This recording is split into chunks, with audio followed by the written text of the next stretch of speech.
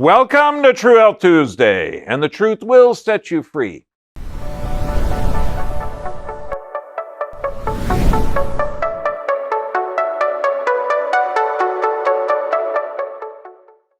Okay, now we're going to talk about, because I get a lot of comments like, he's not even a medical doctor. Yeah, thank God, okay?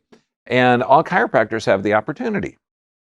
And we're going to get into that on why I actually chose to be a chiropractor instead of choosing to deal with symptoms with toxic chemicals. I'm sorry, be a medical doctor. But I had to show you this. Okay, a couple of weeks ago, we went to a free state. I'm in socialist California, comrade, okay? But I want to show you, that is a sky from Idaho. And when we went in, and that's the meeting of the Chiropractic Knights of the Round Table, I'm way over there on the right-hand side. But that, honest to God, is the sky. And it was such a beautiful free state. We walked into a supermarket outside of Coeur d'Alene and nobody was wearing a mask. And I said, when did you guys lose the mask requirement? And they said, well, when it came out, we just never followed it. Oh, God.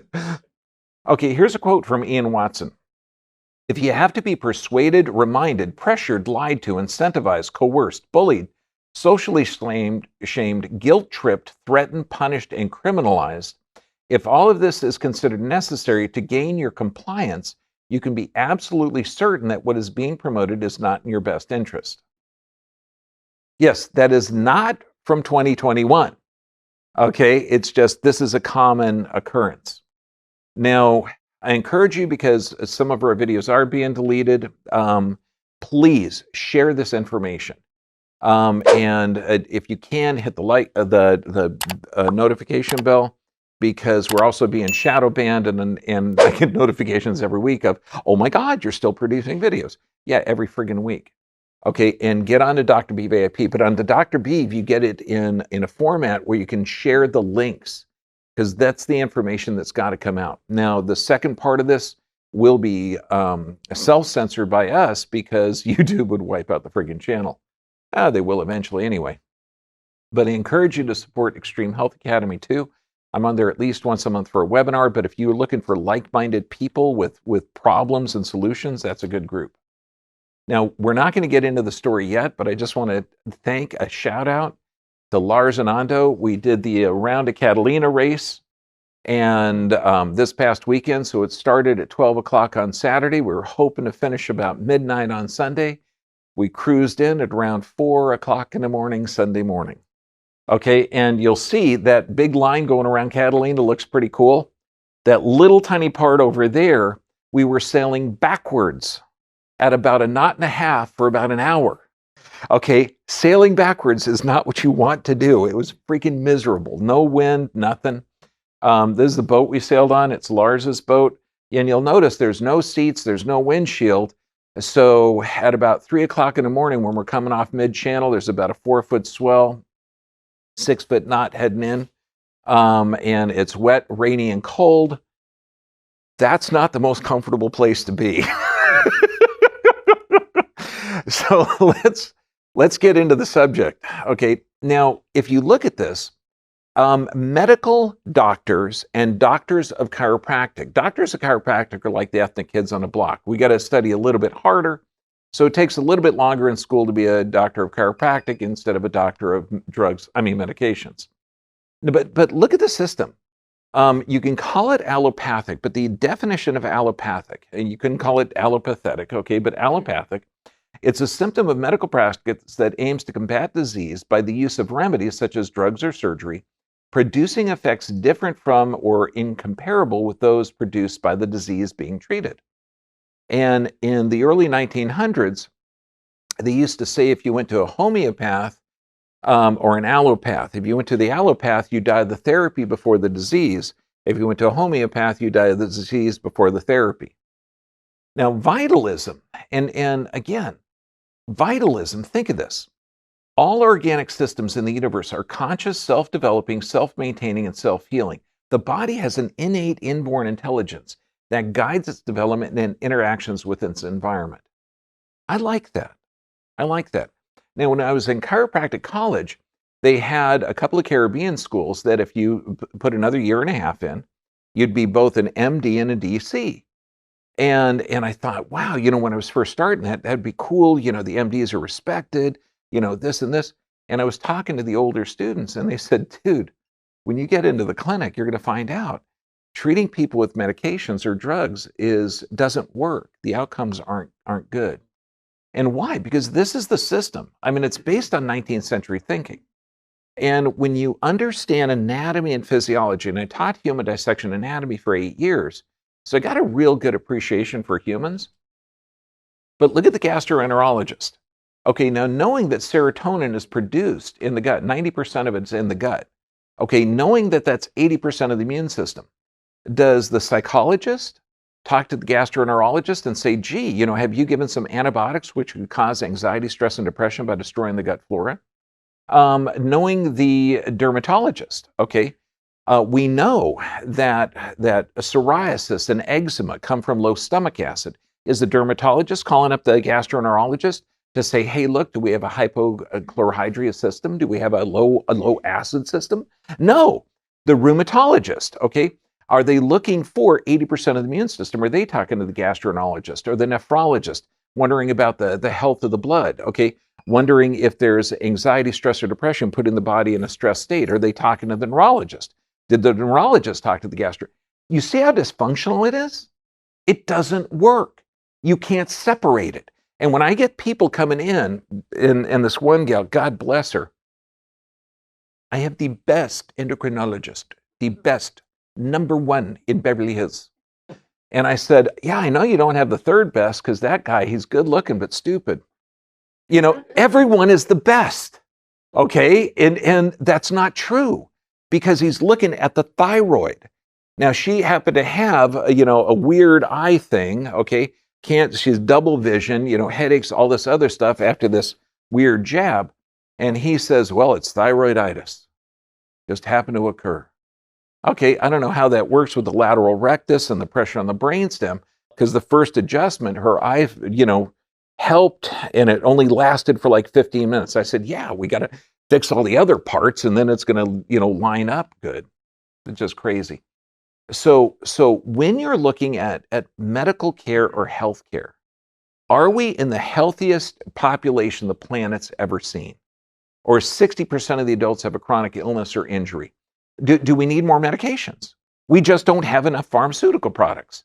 The average person over 60 has taken 12. I ain't taken any, and I'm 61. So that means someone's making up for me. I hope it's nobody here. Okay, so vaccinations. Okay, current kid ratio right now. By the time you're 18, in this country currently, you get 72 doses of 17 different vaccines. Now, there have been no placebo-controlled trials for that. So do we need 80, 90? Okay, there's hundreds in development. So we could just keep shooting them into people, or we don't have enough. Do we need more surgeries? Okay, is the body just built defective? More medication sooner? We got to start thinking of this. So let's take a step back and let's see what profession you want to join. Okay, so we got vitalism versus mechanism. Is the body self-healing, self-regulating, divinely inspired, okay, are designed to live here? Or are you just a collection of parts? So your heart is over here, but the heart really has to work with the lungs, doesn't it? And then you've got the lungs that have to work with the kidneys. And then you've got the nervous system that controls the phrenic nerve, which controls the lung function. So are you a collection of parts, or is this like a symphony that everything has to work together? So I'm describing the parts is a 19th century idea where they used to talk about holism or the holistic body, or how the body works in conjunction with each other and you can't divide it up. So which one do you think is correct? Holism versus reductionism. Is the entire body has one entity going through life experiencing physical, chemical, and emotional stress? Or should we reduce it down to the organ system, the part, the cell? Now, that reductionist theory works really, really good on certain disease processes. But using that reductionist theory and the mechanistic authority now, we have the sickest society the world's ever seen. Now, we have humanism versus authoritarianism.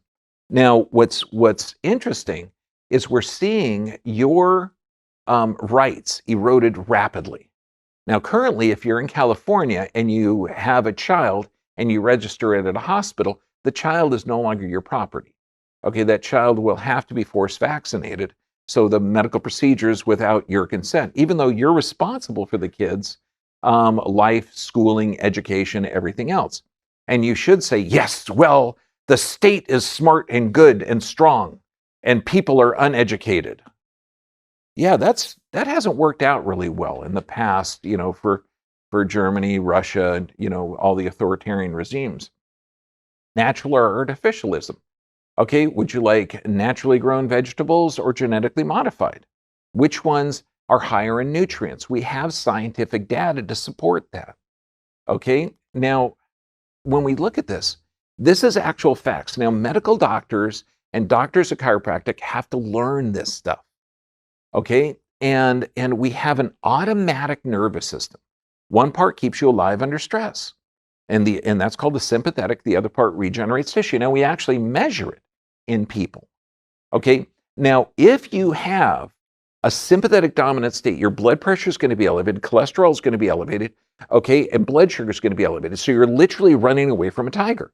Now, do you want blood supply going to the gut where digestion is? No.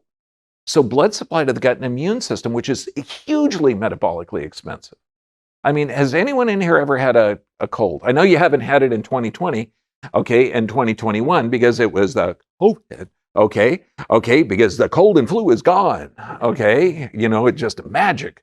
No one's been sick like a dog for 3 days in a year, 19 months. Okay, but imagine when you had a cold, do you say, God, I'm going to go golfing. I want to work out. No, you're wiped out because the immune system is metabolically expensive. It takes a shitload of energy. So when you're in physical, chemical, or emotional stress, the sympathetic is activated. That means the rest, digest, and repair is suppressed. Does that mean that if you have problems with sleep, you have problems with a lack of ease? So think of this. You are a tissue-producing machine. You destroy 1 billion cells a day. You build 1 billion cells a day. You are only alive because you take proteins and break those to amino acids, fats to fatty acids, and carbohydrates to usable sugars. So you got the raw materials to build every friggin' cell in your body. And that's why you're a constant tissue-producing machine. So if you're able to produce tissue faster than you break down, that's called health. Okay? If you break down faster than you build, that's called a lack of ease. How would you say that? Disease. Good. Thank God the Brits are here. Okay, there's such a command of the language. Okay, so this is law. So does that mean that if somebody has high blood pressure, high cholesterol, high blood sugar, that you should look for the reason that they have an alteration in physiology? Yes? No, not if you're in the medical paradigm. See, what we do, we actually measure this. And you'll see that little yellow, then the orange, that green area is the normal side. The left-hand side is the sympathetic dominant, the right-hand side is the parasympathetic dominant. And we literally measure the autonomic function, Sarah, in every patient or every patient? Okay, you're right. Every patient that's hand fits in the friggin' machine. So if a kid's hand is too small, they don't get it measured. Okay, if they're over 7, we can probably measure it. Okay, so this clues us in, are they building healthy cells or they're not? Should their blood pressure be elevated if they're in a sympathetic dominant state? Yes or yes? Absolutely, it makes it easy. Okay, so, and I told this gal that I'm gonna show her x-rays and scans, but let's look at this from a medical perspective. Now, she has had dizziness or balance for 2 years. Okay, now balance is composed of 3 different things. One, information coming up from the spine. That's called the dorsal columns. The other is the cerebellum. Now, all this stuff, synapses in the cerebellum. Okay, and drugs and medications affect the cerebellum. And the third one is this vestibular ocular apparatus. So if you're on something like this, okay, and one of our crew didn't make it and it wasn't me. I mean, I could be eating a green chili burrito and it goes on like that. Okay, but when you have that, you can have balance issues. So you can function with two of those three. So there's got to be a problem with one. So when you're looking at this, you're seeing the lumbar, the low back is messed up. You're seeing some rotational malpositions up there. We're looking at an anterior listhesis on the side of it and a stress state. Now in the medical world, dizziness and balance, okay, they'll give a Dramamine. Has anyone in here ever heard of Dramamine deficiency syndrome? No? No? Okay. Well, they gave her a muscle relaxant and a cholesterol lowering drug. No, I guess weed is legal in Florida. Okay. Oh, no, she's not from Florida. But okay, so why would they do that? Why would you give a drug instead of looking at the three different things that can cause it? Well, how would you like to look at alterations in the dorsal columns or structural problems in the spine and not have a freaking clue on how to fix it? Okay, it's like when I open the hood and it's not working and I'm looking at this thing that's called a transmission, I'm not going to open it up because God knows I don't know how to put it back together. Okay, so if you don't understand how to identify structural and neurologic issues and you don't have the skill set to correct them, you're not going to look at it. Okay, so you're just trained in the pharmaceutical approach. Can you understand how stupid that is? Okay, but let's look at the muscle relaxant. The muscle relaxant, they actually don't work on the muscles. They attack the base of the brain or the medulla. So this negatively affects the entire body's adaptation. Now, the cholesterol lowering drugs, how good are those? Well, if you look at the expert review of clinical pharmacology, they cause hardening of the arteries, atherosclerosis, and heart failure. Really? Thus, the epidemic of heart failure and atherosclerotic that plagues the modern world may be paradoxically aggravated by the pervasive use of statin drugs. We propose the current statin treatment guidelines be critically reevaluated. Really? So you have dizziness and balance, and you give a drug that can cause heart damage and hardening of the arteries. Here's another one out of clinical cardiology. Statin therapy can cause decreased heart muscle function. That doesn't sound good. Okay, how many hearts does a human have? No, don't talk about poets. I know it's on the sleeve. No, I'm talking about the thing that pumps. Gee, some people. Okay, increased prevalence of coronary plaques, plaquing of the artery. That doesn't sound good either. For balance? Why would hardening the artery and damaging the heart help with balance? Now, this is 1902 Still. So it was 1902, Dr. Still. Now, he started osteopathy, okay, which was brilliant because he found out that medical doctors were treating with opioids. No, not the opioids that are current epidemic today. That's a new version. Okay, they actually used opium, which was a bit safer, okay? But they put it in child's cough syrup and heroin and cough syrup because you'd be surprised that heroin and cough syrup really has a calming effect on children. Okay, but he had a problem with that. He thought drugging kids wasn't good. And of course, now the medical industry, which is taking over the chiropractic schools, 86% of them are taken over. They took over 100% of the osteopathic schools. His quote, "The present schools of medicine are injurious schools of drunken systems that create morphine, whiskey, and other drug-taking habits to the shame and disgrace of the advancement and intelligence of the age. People become diseased now as they did in other days, and to heal them successfully without making opium fiends and whiskey sots for life should call for and get the best attention that the mind of man can give." 130,000 people a year die minimally from the right drug at the right time in the right dosage. Okay, and that's the minimum. That's when you do shit right. Okay, now Dr. Batman Ganji, you got to read his book. I think he died a couple of years ago.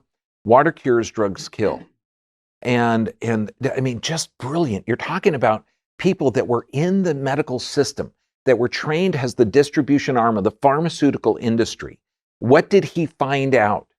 Medical doctors and all other doctors who hold to the outdated, ignorant paradigm of disease coming from germs, bad luck, or bad genes will be stunned when they realize what is ahead. All of a sudden, they will feel naked. They will see the many years of learning and memorizing scientific jargons and all the statistical analysis for justification of treatment protocols using toxic chemicals or invasive procedures, and the price structure attached to these acquired skills is declared obsolete. It is obsolete. We get more 60-year-old guys that ain't taking drugs. Here you go. Heart palpitations, brain fog. This is actually the patient standing up. Now, the nerve to the heart, there's two nerve supplies to the heart. Parasympathetic in the neck. Okay, do you think that might be altered if your body's like this? Yeah. And the top of the rib cage area, there's a significant rotation in there. That's the sympathetic nerve supply to the heart. Does it make sense? Would it be unusual if she didn't have it? Absolutely. Okay, so if you have a heart that's supposed to pump all the time, and this parasympathetic is it's like the diesel engine of the heart. That's located in the neck. And the sympathetic nerve supply is in the top of the thoracic area. That's for short bursts, like, running up the hill golfing or something. Okay, where you got to, like beat the person that, over the head with the golf club. That would get the sympathetic going. Okay, wouldn't you want to look at the nerve supply to the heart to see if there was a defect? And then look at this. Wrist and hand pain, tired, fatigue, tension headaches. 97% of all headaches come from the neck. Would you think that it'd be prudent to look at the neck? I know. How could you go along with the system? This system here, okay, if this was a group of animals, you would fire the people in charge of the animal husbandry.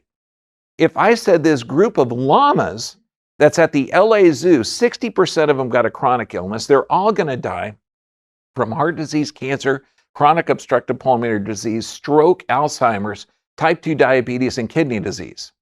Would you say, my God, we've got to get some pharmaceuticals in that herd of llamas? Okay? And 40% of them have 2 of those critical conditions or more.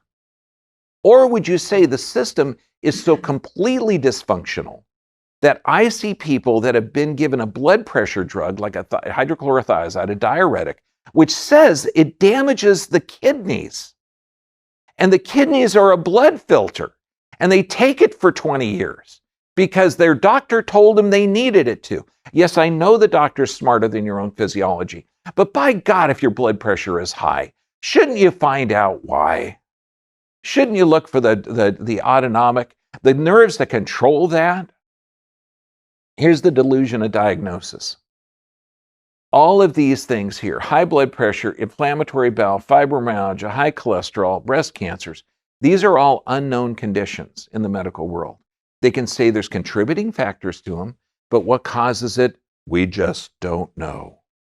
Like the great Saint Fauci, who is science. No, you must not question him. He is not the God, just a God. Okay, we're not going to blaspheme. So what's high blood pressure? It's an adaptation to stress. Okay, inflammatory bowel, toxic exposure or stress. Fibromyalgia, stress adaptation. So think of this. If you're diagnosed with this stuff, shouldn't you look for the stress or the causative agent? Yes or yes? Or do you take a chemical to suppress the symptoms that has a myriad of effects? It just doesn't make sense. Why would you join a system that's so completely dysfunctional that gives a toxic substance without looking for the cause, and then you're not responsible for patient outcome? Heck, I got to do 3 different tests to make sure that I fix the problem. I got to do a post-X-ray, post-scan, post-thermography to see that we're getting the body corrected.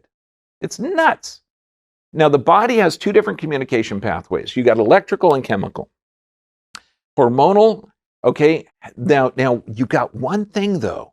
It's called a hypothalamus. It's got 1 leg in the electrical system, that's the nervous system, 1 leg in the chemical system, that's the hormonal system. And so you have this pathway, and this is fertility. Do we have an issue with fertility now? Okay, holy moly. When I was a kid, they were trying to not get pregnant, okay? I mean, this was like birth control. Of course, birth control, what does estrogen do? Oh, increase cancers. Then we have a massive increase in cancer rate of 20 years later. Okay, so let's look at this.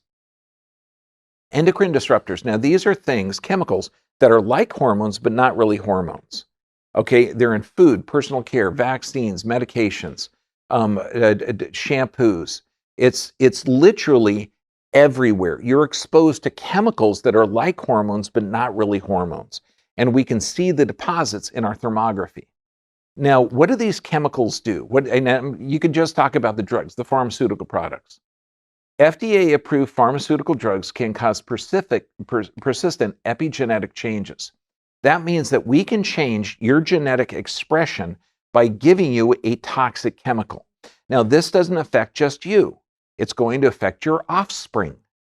So those people taking the Advil over the counter, or the Motrin, or the Vioxx. Oh no, you can't get Vioxx anymore. I'm sorry, that killed more people in the Vietnam War. Nobody went to jail for it. Okay, so these products, they have a protection. So who owns most of the advertising agencies? The pharmaceutical industry. Who does most of the campaign contributions? Pharmaceutical industry. So these are protected groups. But luckily, there's still some scientists out there. So what is permanent epigenetic changes? That means control above your genes cause. You're talking cancers, autoimmune conditions, everything. So, and by the way, what do two drugs do together? I mean, name two. Any two. Nobody knows. Just think of this. Okay, we got like 20 people in a room now. Okay, what if we gave one drug to everybody? Would we have the exact same effects? No. So if we're marketing this drug, we would call it side effects. That would work. Okay, so everyone's going to have a different effect from this, but since we want to market it because it's going to be for pain relief or blood pressure or hair loss or whatever, okay, we're going to market it as that's the main effects. Okay, so if we're going to advertise the cholesterol-lowering drug, we're not going to say, look, man, this baby causes hardening of the arteries and heart muscle failure, and it has a side effect of lowering cholesterol. Wait, no, you'd word that backwards. This could lower cholesterol, has a side effect of, and you need to say it really fast and so nobody understands. Okay, our current understanding of pharmacology is an oversimplification. Yeah, what are they going to say in 200 years? Damn, you guys just didn't have enough drugs. Just didn't get it in time, okay? Journal of the American Medical Association. Many current practices that seem logical but are without evidence may need to be reconsidered and incorporated into a less dogmatic and more patient-centered approach to care. I think so too. How about being responsible? Okay, if you're going to put someone on a high blood pressure drug without looking at the stressor and knowing that blood pressure drug slows the heart down and decreases oxygen to the brain, and we have an epidemic of Alzheimer's, and knowing that cholesterol is 50% of the overall weight of the brain, and we have an epidemic of Alzheimer's, should we look at things that help the brain or alter the physiology? I mean, that just makes sense. This gal, okay, now her drug list, the daily drugs are levothyroxine, 2 different types, hydrocodone, hydromorphine. Those are very, very powerful pain relievers, and they back you up. So she has 2 more stool softeners in there to really help out. Now, what does she have? Headaches, fibromyalgia, chronic fatigue syndrome, adrenal fatigue. Now, what is the cause of headaches? 97% are all coming from the neck. But a medical doctor doesn't know how to correct the neck. So you're like me, I'm not going to look inside of the transmission. God knows, a bunch of wheels in there. Okay? They're not going to look inside of this body to see if there's a subluxation because they can't identify it and they can't fix it. Okay, then you look at fibromyalgia, chronic fatigue, adrenal fatigue, Beckett's syndrome, and that's just rashes everywhere, endometriosis, and Hashimoto's. Does she have those?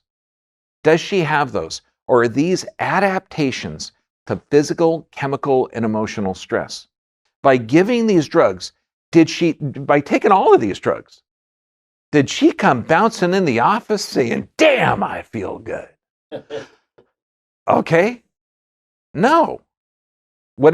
You're right, Victor, you're right. 3-4 more drugs, you'd know. You're right, baby, she'd be right there. What do these drugs do together? Nobody knows. Nobody knows. So when I get a patient like this, and it's illegal for a doctor of chiropractic in this country to say, stop this, what I can do is show them the effects of the drug and say, we need to talk to the doctor that prescribed these. And I don't, I'm not going to say, look, he has just lost his friggin' mind, but he's unaware of the stressors that you're going through and how your body is adapting. Now, blood pressure is an objective analysis, that tends to go lower within about a week. So I can send the patient off with an objective analysis to give to the doctor and say, hey, look, and I tell them to say, I've made lifestyle changes and my blood pressure is this. So now, could we reduce the diuretic before it causes kidney damage? They generally leave the last part off. So what do we have here? We have a rigid allopathetic model of treating symptoms with chemicals. Is that working well for us? No.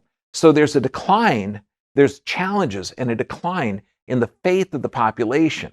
But luckily, the population is so programmed by the media, and the media is owned by the pharmaceutical company, that we're going to have a major revolution for the public to wake up.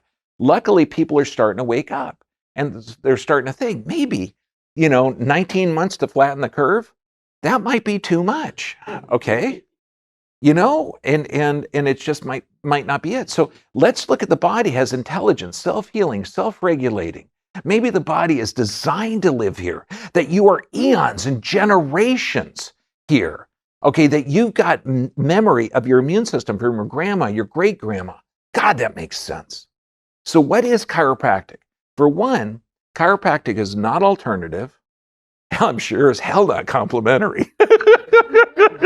I would say antagonistic, and I'm okay with that because people matter. By God, if they're coming to me, if they're trusting me with their health, Jesus, I've got to know what the heck is going on. Okay, muscle and bone doctors? Hell no, we don't do massage. I'm not for back pain. If I got somebody comes in here that says, my back hurts, I said, cool. How many bowel movements a day do you get? How's your sleep patterns? Okay, what type of functions are you diminished on? Okay, do you have elevations in cholesterol and blood pressure? All of results are a sympathetic dominant state from the result of the back pain. I don't give a shit about the back pain. Okay, I'm going to find the cause of it, but the effects of that it has on your physiology is way more important. Neck pain, symptom relief? Hell no. 90% of the nerves that come off the spine, there's no pain fibers. Why would you take somebody who's got a spine like this? Doc, I feel so much better. I think I'm done. Really? Okay. No, I use an objective analysis. That's foolishness. What chiropractic actually is, it's a unique and distinctive healing art where we work with the autonomic nervous system and allow the person to deal effectively with the stressors of life. Because you always have physical, chemical, and emotional stressors. Unless you're married, then you only have physical and chemical. Yeah. Okay. Yeah. Okay, good. We're doctors of the nervous system, not bone doctors. Identify and correct subluxations, restore normal form and function. I mean, medicine, B.J. Palmer said it, is the study of disease and what causes man to die. Chiropractic is the study of health and what causes man to live. And that's true. I've got a great guy that's really good at investment. He's studied poverty for years. Okay, this patient, okay, right now, you see the little baby there? Okay, he's now like 10 and just darling. But this gal comes in, her sister has been my patient for years before this. Her daughter used to have asthma, doesn't have asthma. She had headaches and stuff. The dad, the whole family came in. And this gal's got a tumor the size of a grapefruit, and she's pregnant with a 3-month-old fetus. And she went to all the doctors, and, she had this pain and stuff. That's why they looked at it. And they said, well, if we remove the tumor, the kid's going to be born deformed. We recommend that you abort both, and then we remove the tumor. Okay, and all these different things. She wanted the baby. Okay, and so her sister said, you got to go see my chiropractor. Back pain? I got a tumor in a 3-month-old kid. Okay, and said, look, just go there. And so I couldn't take x-rays of her because she's pregnant. I didn't want to harm the fetus any more than, anybody else has. And we did actually have a diagnostic ultrasound machine. Did I know how to use it? No. But this is back in 2008, and I was bartering some care with this ultrasound tech. And I said, buddy, can you go in there and check the size of the tumor? He said, yeah, sure. So they did a baseline, okay, and found out it was about the size of a grapefruit. Now, the body has this pharmacy. It's called the adrenal glands. And just doing palpation on her, she had a lot of tenderness up here at the thoracolumbar junction, problems with the neck and everything. And so that area, now, do tumors come from bad luck, bad genes, or did the body actually form it? Body formed it. Okay, body formed it. So if the body formed it, there had to have been some type of toxicity, deficiency, altered nerve supply. So it's actually an intelligent process. So if we can restore that intelligence, then the body would have an ability to maybe eliminate the tumor. Just thinking logic. Okay, so we adjust her, and her pain within 3-4 adjustments started to go away. And so we're adjusting her on a regular basis, getting her pelvis, change her sleep patterns, get her physiology up. Now she starts to poop on a regular basis. I mean, everything starts to work. So about 2 months go by, and because we don't want to bombard the kid all the time or every week, we check it, and the kid's growing, and the tumor shrunk down to about the size of a lemon. Okay, now this is like 5-6 months. Okay, come around to 7 months, we did just one little spot shot, and now it's about the size of a lemon, and the kid's getting bigger and bigger. When the kid's born, they didn't find the tumor. Okay, now she said this, and we still have it up on testimonials. And she's got this kid, and she's telling the story, and thank you, Dr. Bergman. Okay, now the kid's like 10 and just freaking darling. How do you want to live? Do you want to live that the body is self-healing, self-regulating, and you're designed to live to 120 years? Okay, with no drugs, healthy and vital? Or are you're going to decay and die, and only modern medicine can help you? No. This is the key. When we talk about these 5 things, the 5 aspects, you need proper nerve supply, you need regular exercise for movement, for health. Your body is continually regenerating itself. So if you're taking crap food, you're going to have a crap body. Okay? I used to say Kmart food, you get a Kmart body, but I think Kmart went out of business. Okay? So sufficient rest. Why? Because that's when your body regenerates. So if you're watching the TV every night before you go to bed, okay, you're in a hypnotic state, you're not going to regenerate. Prayer and meditation, that few minutes a day connecting with a force greater than you puts you in a parasympathetic state. It just makes sense. Does that make sense? It does. Yeah. Who wouldn't want to be a chiropractor? That's why I see every little kid. I said, okay, what do you want to be? I don't know. Okay, you're probably going to want to be a chiropractor after this. They will. So now we're going to get into, and so thank you, Dr. or Facebook and YouTube. We're going to go to the part now that the Ministry of Truth will not allow us to put on, but at least I hopefully they'll let us get by with just slamming the hell out of a dysfunctional system, and we didn't mention anything about this stuff. Okay, Victor? Okay, and I'm saying goodbye. Victor's going to switch us. Now, if you're on Dr. B, you're going to watch this uninterrupted. Okay.